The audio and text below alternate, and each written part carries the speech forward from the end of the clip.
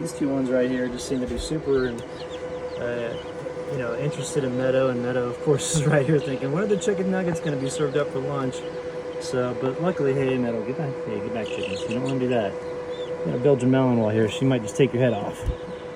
So anyway, today what we're doing is we're getting things cleaned up right here. We got snow coming on Friday and Saturday, so we're not quite done with winter yet. And so I'm doing laundry at the moment. I've got the laundry machine getting all filled up with water.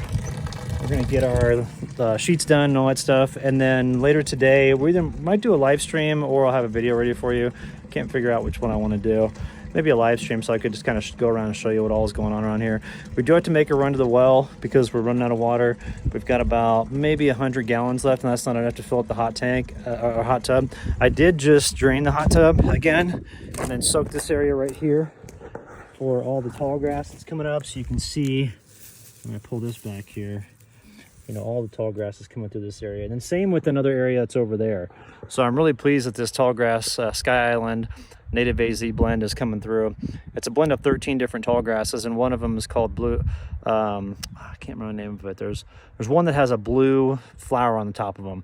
And I've seen that actually spread up on my land even before I started putting the seed down. So I know it's native to this area. So really pleased with all the changes out here, and want to jam just for the next couple days before the cold weather gets here. And hopefully that's the last of the year, and then we're just rocking into summer, because I want to really focus on my land this year and see how far I can get.